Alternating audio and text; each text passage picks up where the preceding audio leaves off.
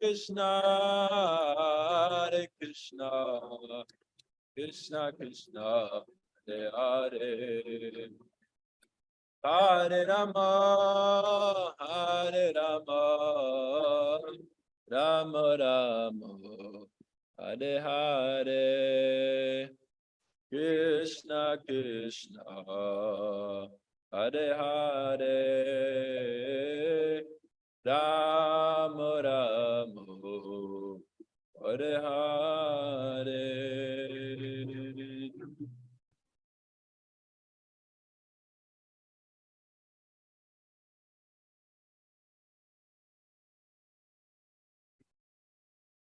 Ram Vishnu Padapana Sapirvajik Charsa Tarasata Shishimat Shilesi Bhaktivedanta Swami Prabhupada Ki Jai.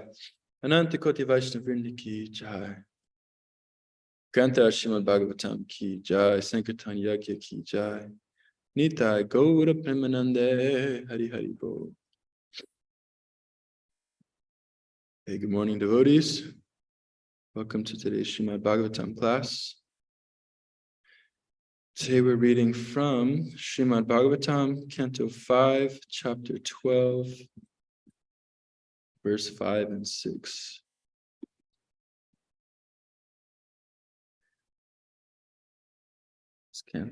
Canto 5, Chapter 12, verse 5 and 6. Om Namo Bhagavate Vasudevaya. Om Namo Bhagavate Vasudevaya. Om Namo Bhagavate Vasudevaya. Om Namo Bhagavate Vasudevaya. Om Namo Bhagavate Vasudevaya. Om Namo Bhagavate Vasudevaya.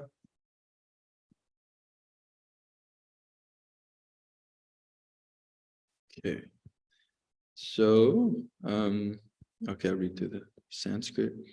Brahmana Uvacha Ayam Jano Namachalam Pritivyam Ya Partiya Partiva Kasya Heto Tasya Pichan Kriyor Adi Kulapya Janga Januru Madhyora Sirotaramsa Amse Diptavi Sivika Chayasmam Savira Rajet Yada Peshivaste Yasmin Pavan Rudra Yasmin Pavan Rudra Nijam Bimano Rajamsi Sindush Viti Durmatanda.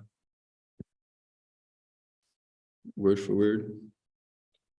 Brahmana Uvacha, the Brahmana said, Ayam, this, Jana, person, Nama, celebrated as such, Chalan, moving, Pritivyam, on the earth, Yahu, Parthiva, a transformation of the earth, Parthiva,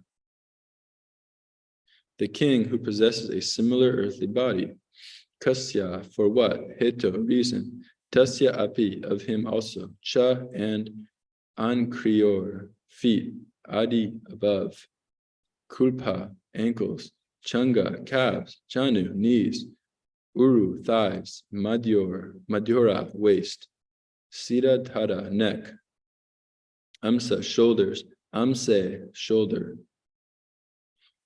Adi, upon, Tarvi, made of wood, Sibika, palanquin, Cha, and Yasyam, on which, Sovira Raja, the king of Sovira, Iti, thus, Apadesha, known as, Aste, there is, Yasmin, in which, Pavan, your lordship, Rudha, imposed upon, Nija Abhimana, having a conception of false prestige, Raja Asmi, I am the king, Sindushu, in the state of Sindhu, iti, thus, Durmada Anda, captivated by false prestige.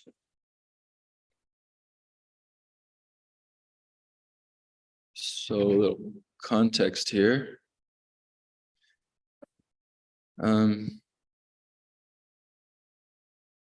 so this verse is, so we started a new chapter, and the the king is asking clarification. So the king, of course, was mercifully given so many nice instructions by Jad Bharat, and now he's kind of asking for further clarifications in a way he can understand. Okay. So the first verse, he's offering some prayer, some praise, Jad Bharat. In the second verse, he's saying, I'm very proud.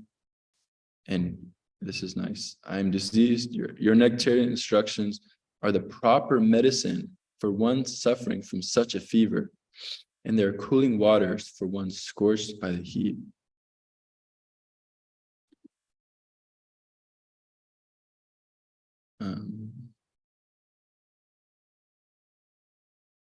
So then he's saying, please repeat them in a simple, please repeat these instructions in a simple way that I may understand them. My mind is very inquisitive and I want to know them clearly. So very sincere inquiries by the king here. And he's just saying how by such inquiries,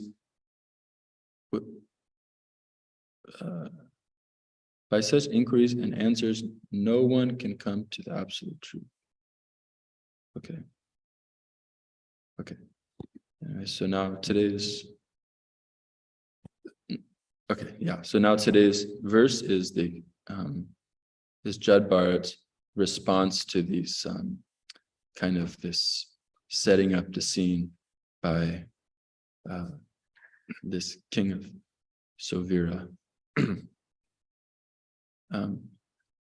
So pretty much, the king is saying, please give me these instructions in a more simple way. I'm very eager to hear. And so now here's Jad Bharat's first statement. The self-realized Brahmana Jad Bharat said, among the various material combinations and permutations, there are various forms and earthly transformations. For some reason, these move on the surface of the earth and are called palanquin carriers. Those material transformations which do not move are gross material objects like stones. In any case, the material body is made of earth and stone in the form of feet, ankles, calves, knees, thighs, torso, throat, and head. Upon the shoulders is the wooden palanquin, and within the palanquin is the so-called king of Sovira. The body of the king is simply another transformation of earth, but within the body, your lordship is situated in falsely thinking that you are the king of the state of Sovira.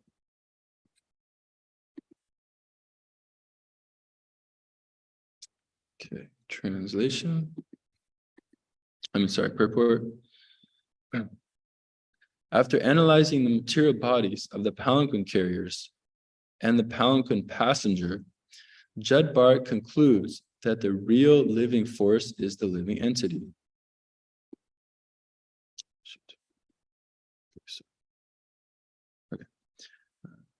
The living entity is the offshoot or offspring of Lord Vishnu. Therefore, within this material world, among moving and non-moving things, the real principle is Lord Vishnu.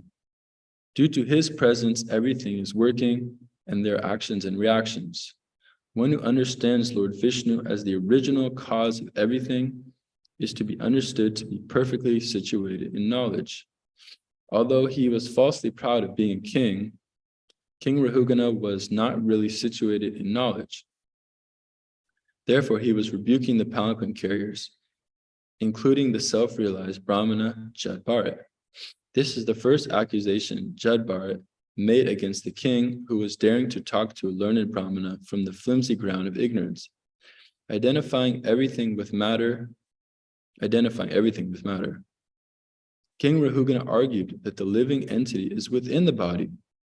and that when the body is fatigued, the living entity within must therefore be suffering. It is clearly explained in the following verse that the living entity does not suffer due to the body's fatigue. Srila Vishwanath Chakravarti gives an example of a child heavily decorated with ornaments. Although the child's body is very delicate, he does not feel fatigue, nor do the parents feel that the ornaments should be taken away. The living entity has nothing to do with bodily pains and pleasures. These are simply mental concoctions. An intelligent man will find the original cause of everything. Material combinations and permutations may be a matter of fact in worldly dealings, but actually the living force, the soul, has nothing to do with them. Those who are materially upset take care of the body and manufacture Daridra Narayan, poor Narayan. However, it is not a fact that the soul or supersoul becomes poor simply because the body is poor. These are statements of ignorant people. The soul and the supersoul are always apart from bodily pleasures and pain. Om Ajnanati Mirandasya Jnananjana Salakaya Chakshuran Militam Yena Tasmai Shri Gurave Namaha Shri Chaitanya Manobhistam Stapitam Yena Bhutale Swayam Rupa Kadamaya Tadati Swapadantikam Vandeham Shri Guru Shri Tapada Kamalam Shri Guru Vaishnavamscha Shri Rupam Sagrajatan Sahagana Raghunatam Vitam Tam Sajivam Sarvetam Sarvadutam Parijana Sahitam Krishna Chaitanya Devam Shri Radha Krishna Padan Sahagana Lalita Shri Vishakam Vitamscha Vanchakalpatarubhyascha Kripa Sindhubhyevacha Patitanam Pavanebhyo Vaishnavebhyo Namo Namaha Jai Shri Krishna Chaitanya Prabhu Nityananda Shri Advaita Gadadhara Shivasri Gaura Bhakta Vrinda Hare Krishna Krishna Krishna Hare Hare Hare Rama Rama Rama Hare Hare Mukam Karoti Vachalam Pangam Langayate Girim Ya Kripatamaham Vande Shri Guru Dinatarina.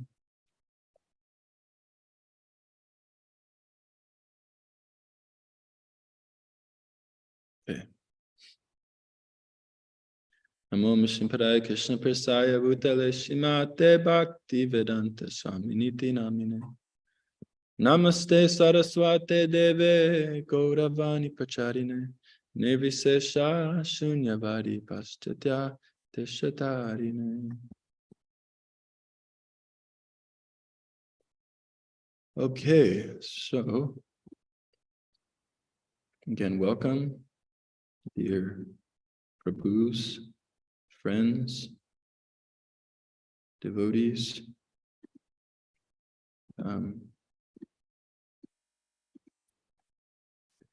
Yeah, all right.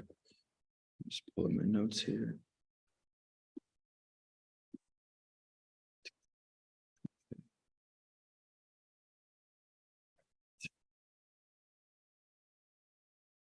So, in a sense, yeah, here we have Jed Bharat in kind of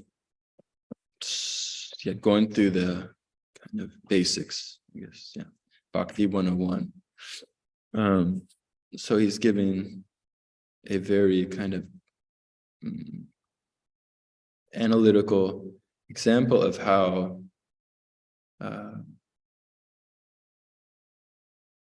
we are, the workings of material nature. So, the idea here, So the idea here being that of course one is not this body.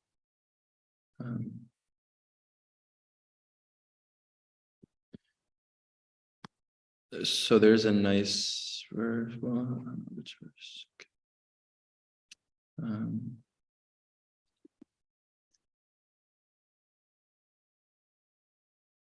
So Bhagavad Gita 2:13 says, Dehinosminyata dehe komanam yovanam chara ta dehantara bhaktis diras tatra namuyati. That the embodied living entity, just as one goes from birth, from boyhood to youth to old age, the soul similarly passes on to a new body at the time of death. And those who are sober are not bewildered by such changes. Let me just pull up that verse. So we can see, like we can imagine the example that if someone visits their aunt and hasn't visited their aunt on however you want to say it, in a long time, and the aunt comes in and sees like whatever Johnny, and she hasn't seen Johnny in like 15 years, but she's like, oh, Johnny, it's you.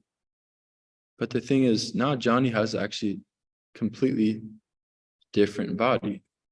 So the Johnny that she once knew is completely different, right?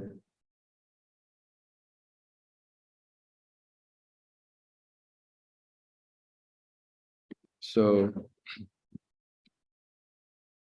but what is there is, she's right in that it is the same person.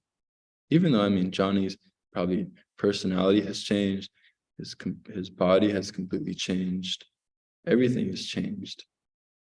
But at the same time, she's identifying that, yes, this is Johnny.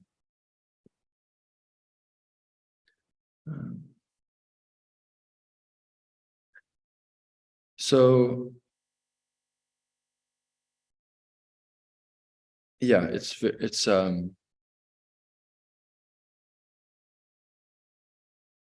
so similarly, many of us had this kind of realization that, maybe there's something more to this life. So sometimes, we may have had certain experiences, like people become very spiritually inclined after having out-of-body experiences, or sometimes these experiences are had like by some surgical operation where one actually feels like they're kind of somehow able to have a different vantage point and actually see the whole operation. Or some people, might have some kind of drug-induced, like psychotropic drug-induced epiphany on how, wow, I'm actually separate from this body. And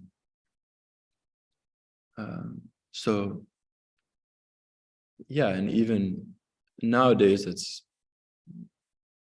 kind of, in a sense, common knowledge. Like, it's not exactly, if you tell people this, it's not like going to be the first time that they hear it. People have heard of these things before. Reincarnation, out-of-body experience. These things are becoming quite common. But of course, this has somewhat heavy implications. Like, as we're hearing here, that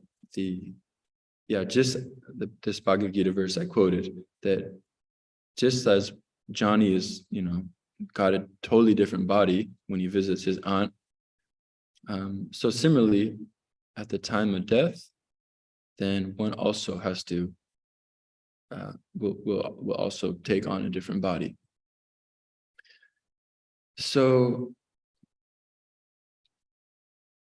Krishna's telling Arjuna in the Bhagavad Gita, because Arjuna is giving so many reasons, why he shouldn't fight, so many excuses. There'll be we'll create unwanted progeny because we'll destroy the elders of the family, and then they're the ones that carry on the family traditions. So then the traditions will be lost, and then the woman will be susceptible to having unwanted children because these values are lost.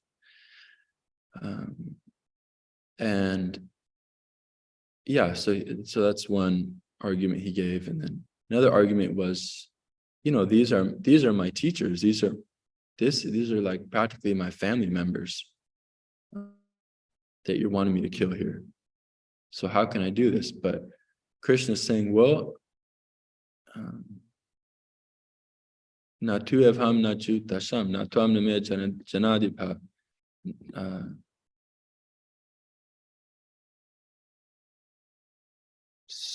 I can't remember the rest of it. Here it is.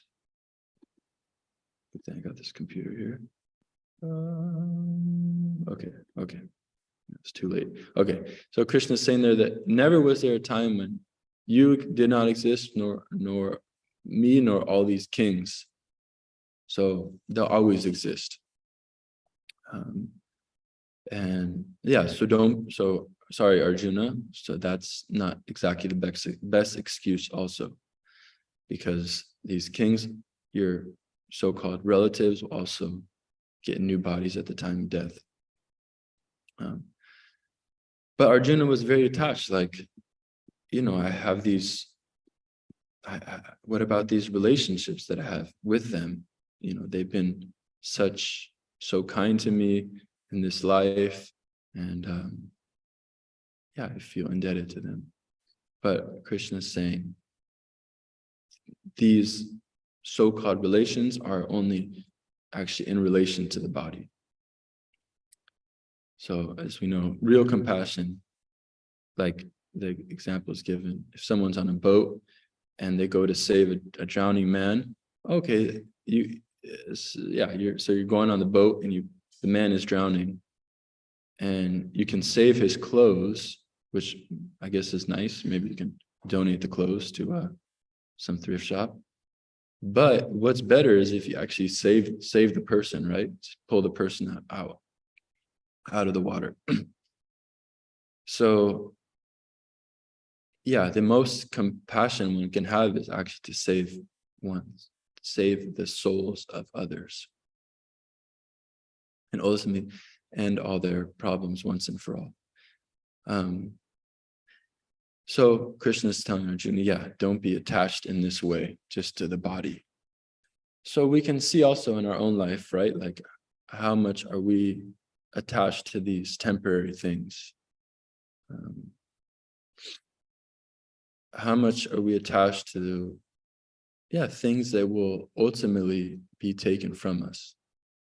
So now, right, so many natural disasters out there, and one can work so hard to whatever, build some business or build some some big building like that, but then boom, one hurricane can come and just completely take it out, one tornado, and then that's it. So this is the temporary nature of this world, is that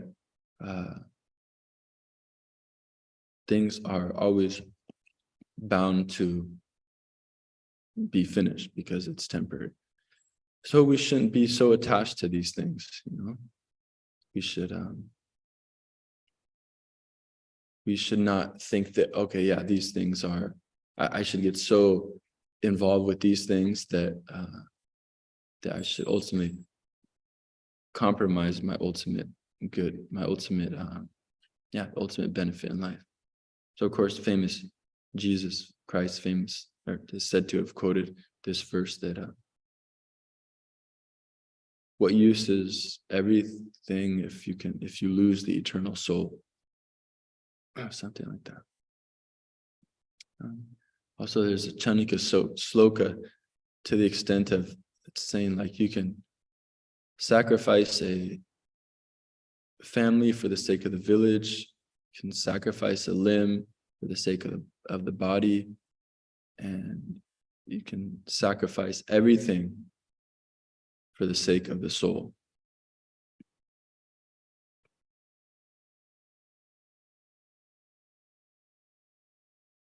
Yeah. And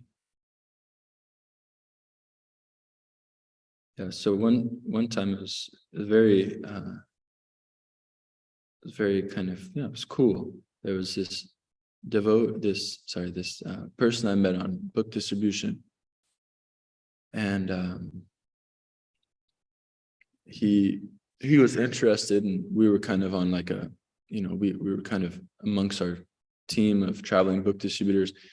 We were wanting to do more kind of like cultivation and kind of be involved with the later steps of,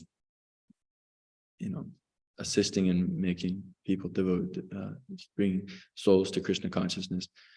So there's one guy, and I was, he was interested, and so we started reading together, and it was nice. He started reading on his own, and reading the Bhagavad Gita, and then one day he sent me this this letter that he wrote. I don't know if he was like thinking to send it to the BBT or post it on Dandavats or something, but he just wanted to share this experience that he had, because pretty much what had happened was one of his close friends in college had died, just like suddenly left the body in a car accident or something. So of course, everyone who knew him was very distressed, and they got together and had a funeral for him. And he was saying that he was very attached to this friend, but because now he had come across the Bhagavad Gita and had read the second chapter talking about how the soul is eternal, and don't be attached to these like temporary designations. He was saying that he was able to deal with the situation in a very healthy way, like I guess spiritually healthy, undetached way. And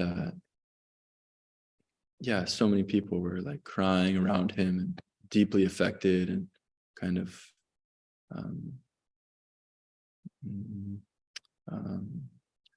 like debilitated in a sense from doing their daily duties because of this loss.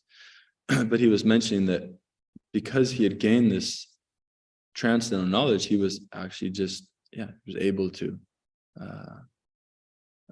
have a very detached viewpoint, and not that he became callous to the pain of others or to his friend that had passed away, but now he knew, okay, that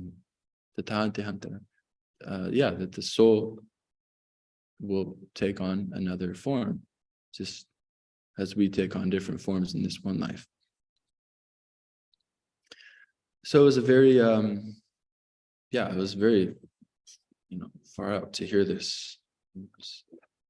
It's like the miracles that you experience when you put yourself out there, and share this Krishna conscious message with others.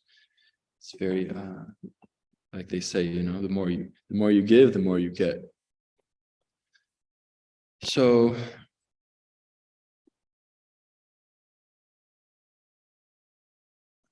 so we shouldn't be so attached to these things, these temporary things that are within this material world, at the sake of our Krishna consciousness. That's why the spiritual master is very important, because, often life, like Prabhupada says in one purport, that life is full of perplexities at every moment, but one who has a spiritual master knows everything.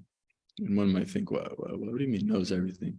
Well, one way that can be taken is that one knows everything because one has a spiritual master. Therefore,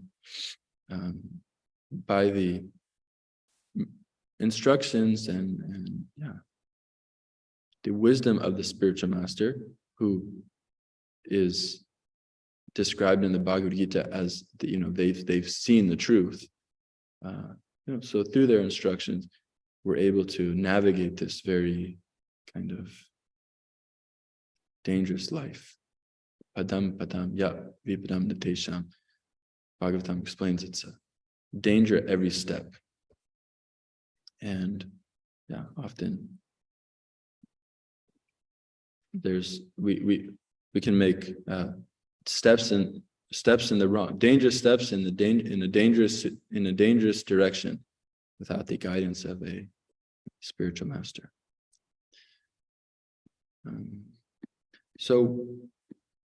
One thing also that we should give up, temporary thing, is this pride. So as it said here in the verse today,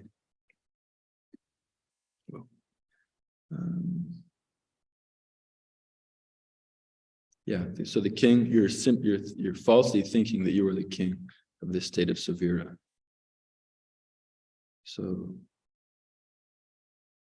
this reminds me of one time Srila Prabhupada was telling, I believe, Tamal Krishna Maharaj, that he was saying, he was just putting things in perspective. I don't know what evoked such a description by Srila Prabhupada, but Srila Prabhupada went on to say that in this, in all of creation, there's one universe. And in the whole universe, there's one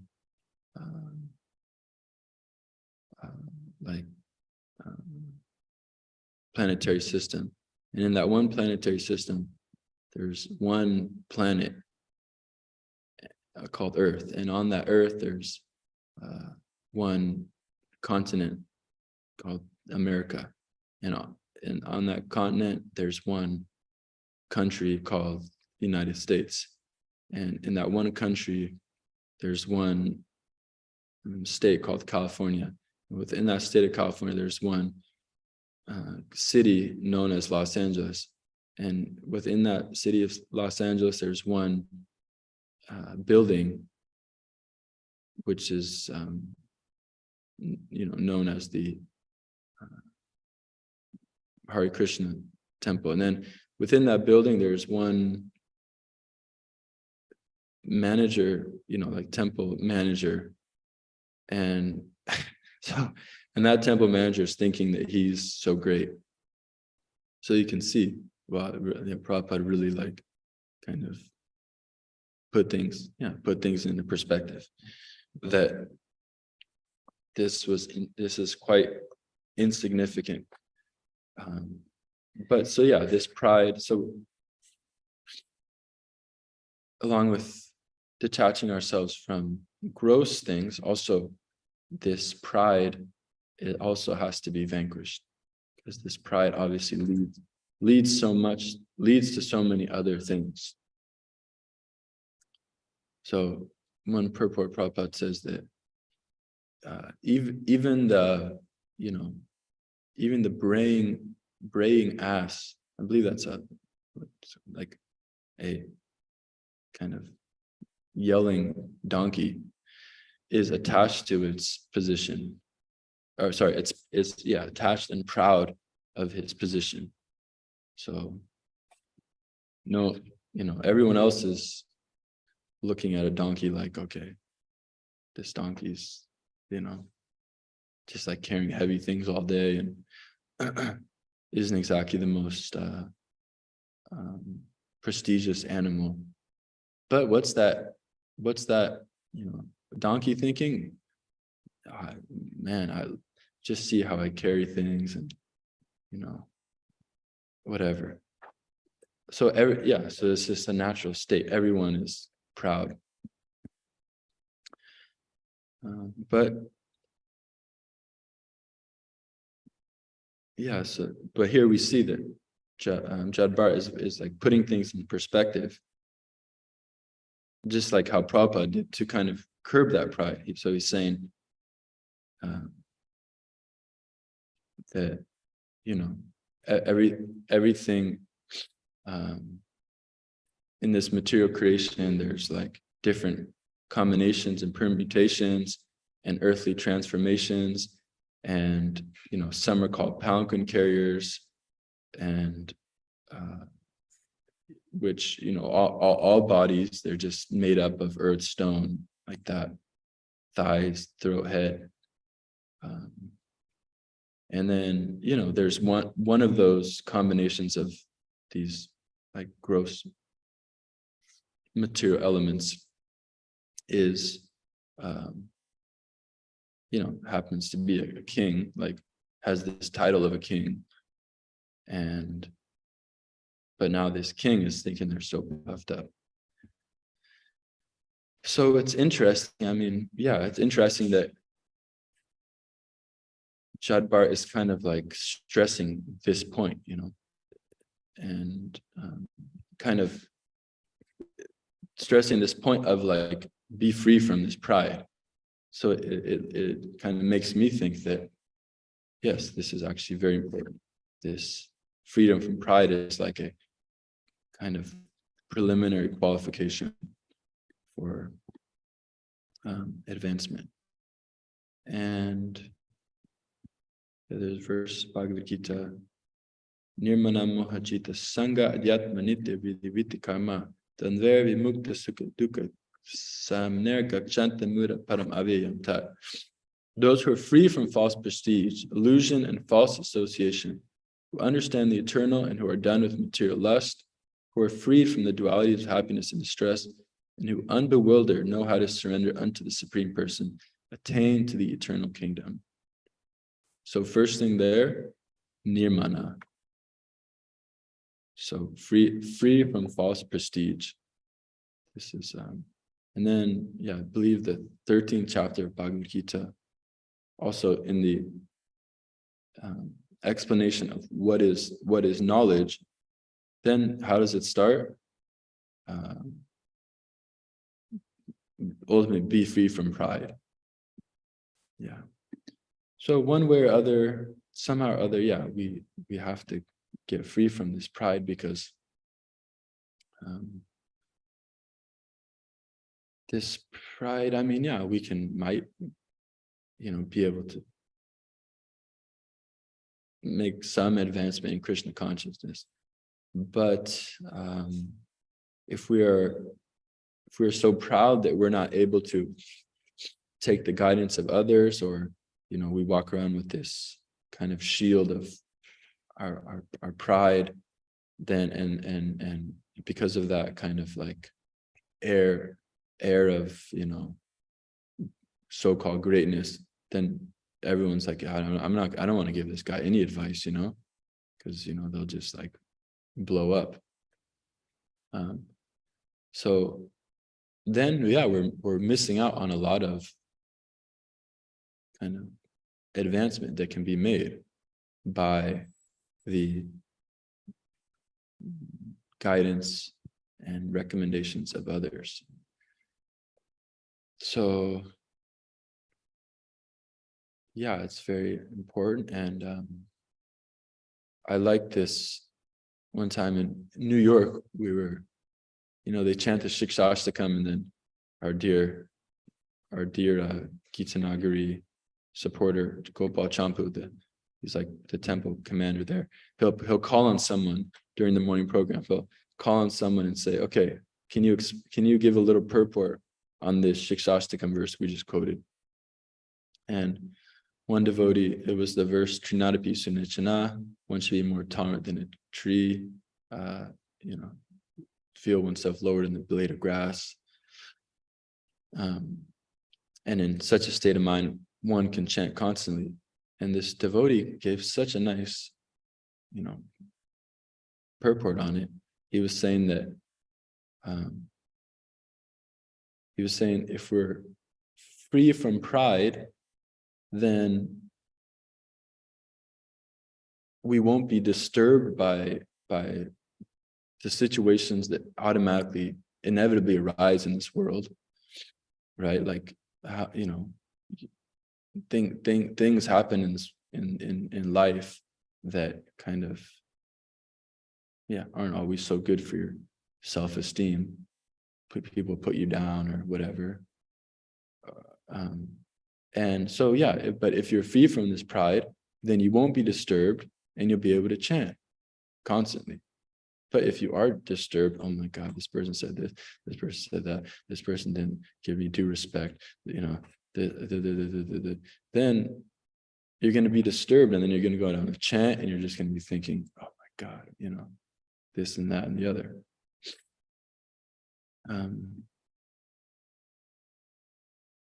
So very, very important to kick out this quality.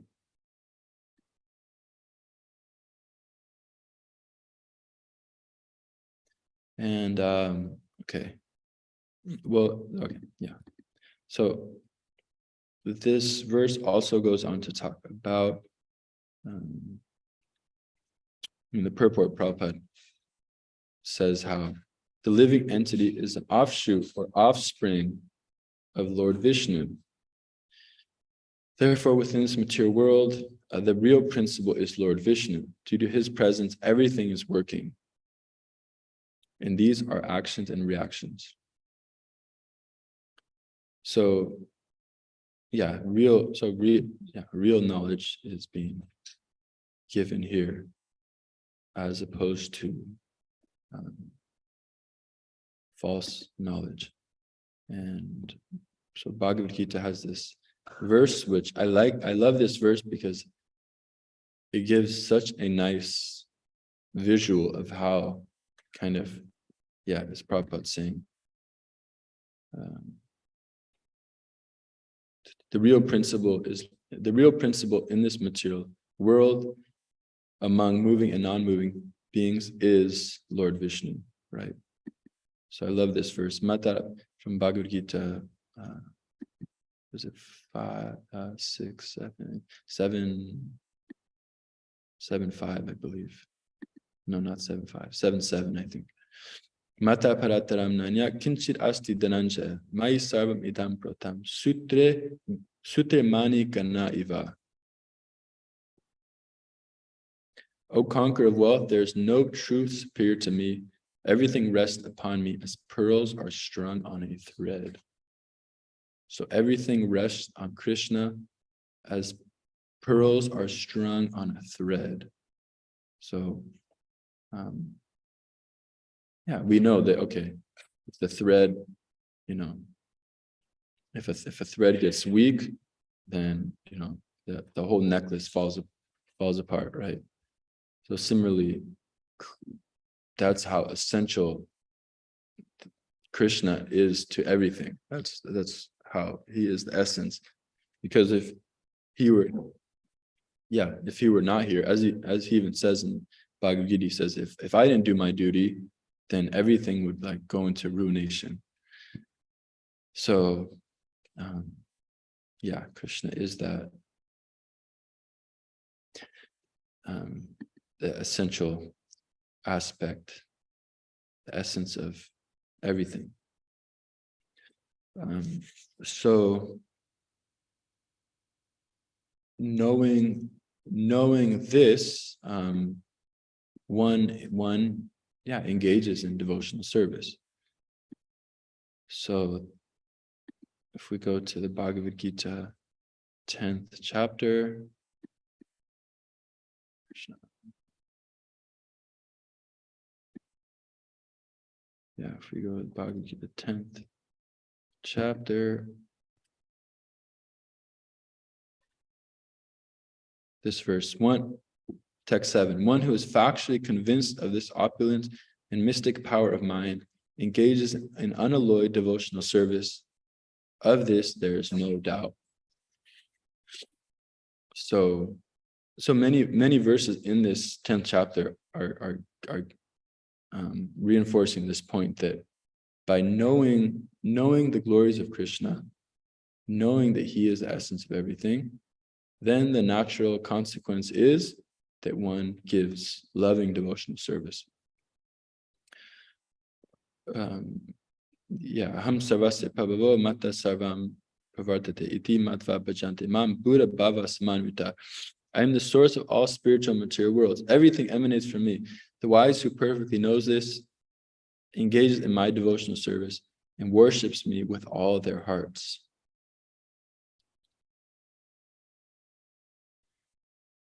So, yes, devotional service. Because if one doesn't know, it's like kind of like a circle, I guess, circle argument. I don't know what the proper way to say it is, but by serving Krishna, even though you don't have the love, then you get knowledge of him, and by that knowledge, then you want to give more service.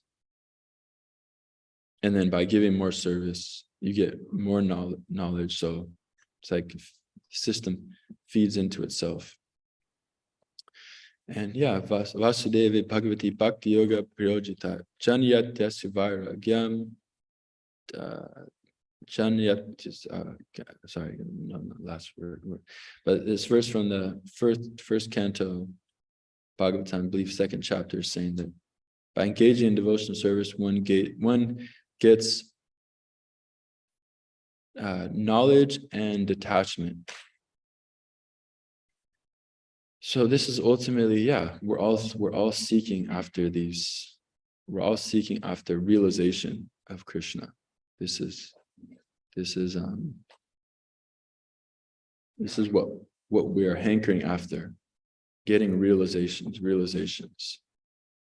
And I just remember, my God, I used to have so many realizations, like when I was, traveling around doing book distribution, and I just remember, just be walking around the campus, and I just remember having very tangible, life-changing realizations.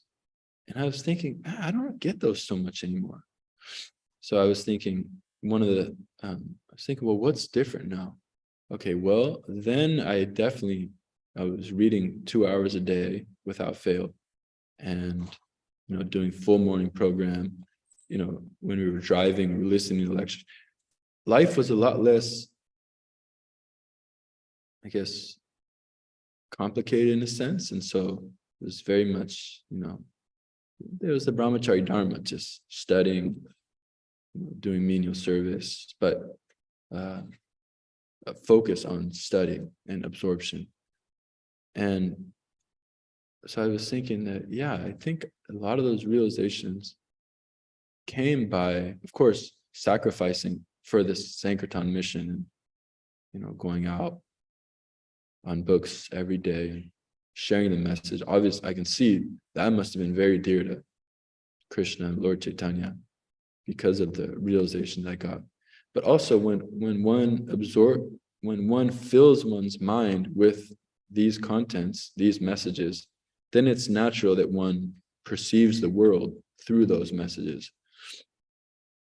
So now I'm like very absorbed in like gardening books and videos and this and that.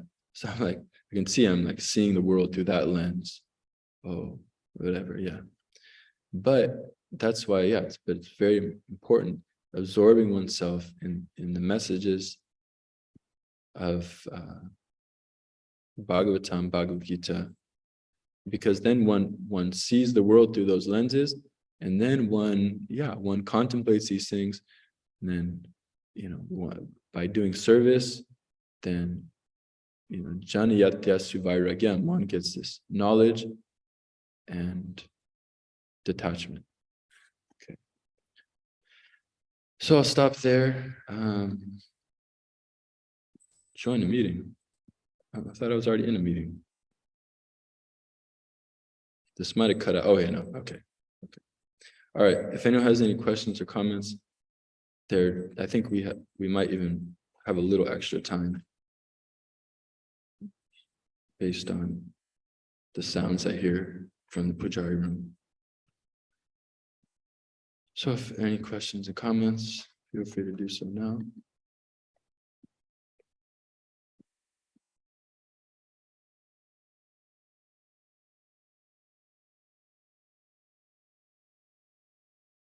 Or if anyone wants to talk about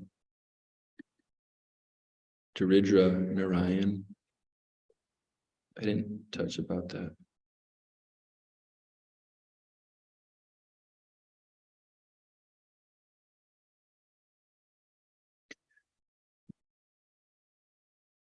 Yesterday, like hearing the book distribution stories. I just thought of another story the other day.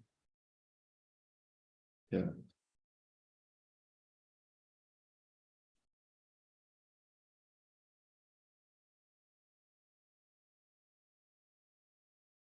Yeah, I want to do some book distribution, definitely coming up, State College, because of those realizations I was getting. I want some more of those. So I got to get myself out on books, Going Harinam, football season. If anyone wants to go on some football game, Harinams, of course, most of the people on this call don't live here yet. Some are coming, but football game Harinams are like, one of my favorite things to do. So I got to take advantage. Please tell, oh man.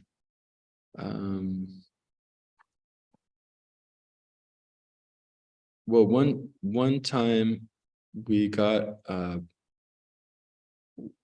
we actually had bed bugs in our van, and so we were like thinking, what were we gonna do? And they were actually in the books.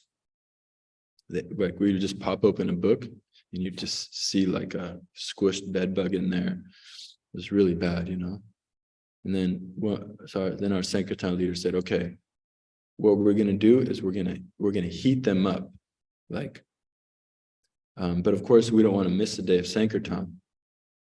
So what we're going to do is, while we're out on books, we're going to have the heater cranking in the van with the windows closed, and then all the bed bugs will die.